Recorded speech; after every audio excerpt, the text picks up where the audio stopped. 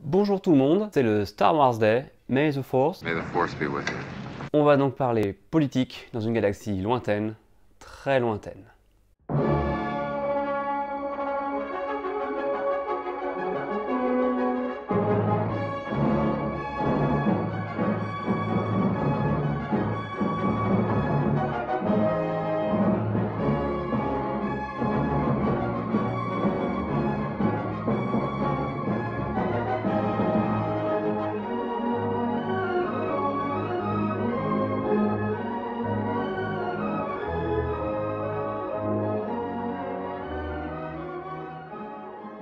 J'avais envie de parler des raisons qui ont conduit à la chute de la République au profit de l'Empire. Malheureusement pour ça, on va devoir parler de la prélogie parce que dans la trilogie originale, les références à la politique sont vraiment en filigrane, même si on peut grappiller 2-3 trucs ici ou là.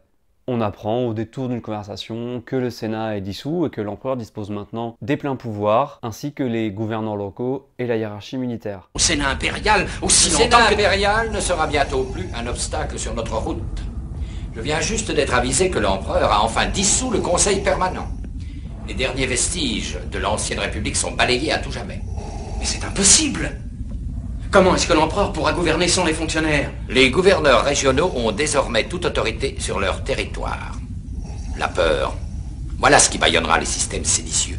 C'est à se demander pourquoi il a attendu aussi longtemps depuis la fin de la guerre des clones. Dans le Retour du Jedi, juste avant la bataille d'Endor, on découvre une politicienne, Mon Mothma, une des fondatrices de l'Alliance Rebelle et qui a toujours lutté contre Palpatine, aux côtés des sénateurs Padmé Amidala et Bail Organa. Attention, spoilers, elle sera ensuite grande chancelière de la Nouvelle République. On en apprend un peu plus sur le système politique et économique de l'Empire dans une scène coupée de l'épisode 4.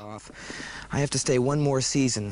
I can't leave him now. What good's all your uncle's work if the Empire takes it over? You know they've already started to nationalize commerce in the central systems?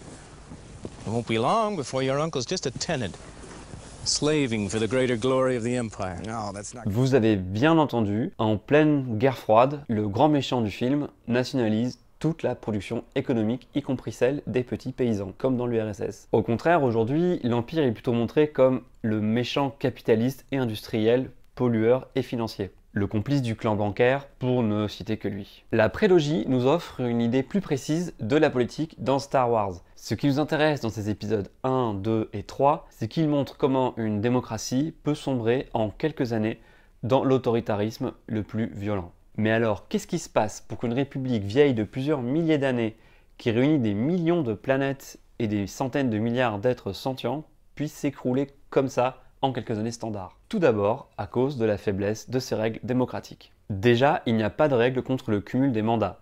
Quand Palpatine se fait voter les pleins pouvoirs pour gérer une guerre qu'il a provoquée lui-même, soit dit en passant, Je dois avouer que c'est presque à contre-cœur que j'ai accepté cette mission, car j'admire la démocratie.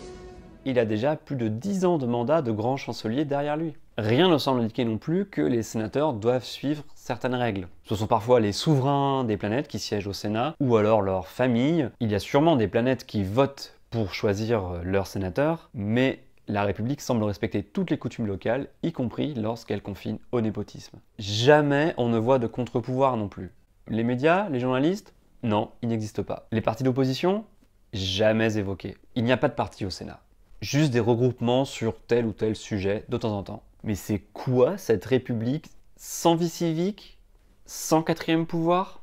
Ensuite, et c'est un corollaire, c'est une république fragile, une république corrompue. Des représentants des guildes, des fournisseurs, des lobbies siègent au sein même du Sénat. La Fédération du commerce, les cloneurs de Camino, le clan bancaire, ils ont un siège et votent les crédits ou les politiques qui favorisent leurs propres activités. C'est un conflit d'intérêts évident. Même pas besoin de faire du lobbying en fait. Ils ont un accès direct aux commissions et aux votes du Sénat. Imaginez, c'est comme si Total, Auchan et Dassault avaient un siège au Sénat et ok, ça arrive chez nous aussi des fois. Une république corrompue donc, mais aussi engoncée dans ses procédures bureaucratiques complexes. Il faut dire que la gestion d'une république de plusieurs millions de monde, ça doit être un peu compliqué. Au moins l'Empire après, il envoie ses croiseurs à l'étoile de la mort et...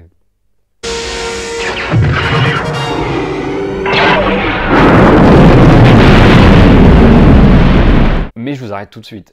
La violence militaire et la dictature ne protègent pas de la corruption. Il suffit de regarder cette carte de la corruption dans le monde et vous verrez que les pays les plus touchés, c'est-à-dire ceux les plus rouges ou noirs, ne sont pas les démocraties. Enfin, dernière raison à la chute de la République, la guerre totale. La plupart des ressources économiques de la République servent à payer les clones et leurs équipements dans le conflit qui oppose la République au système confédéré. Et cela se fait au détriment de tous les services sociaux que la République pouvait distribuer auparavant. Cela finit de miner la confiance des habitants de la galaxie dans leur République et facilite d'autant le passage d'une démocratie à un empire autoritaire. Alors si en plus c'est un puissant Sith qui arrive à se cacher des Jedi qui est à la manœuvre, c'est super facile. C'est terminé pour cet épisode un peu spécial, j'en conviens. Pensez au pouce bleu, pensez à vous abonner, pensez bien sûr à partager. Joyeux May the Force et à bientôt pour une vidéo un peu plus classique. Ciao.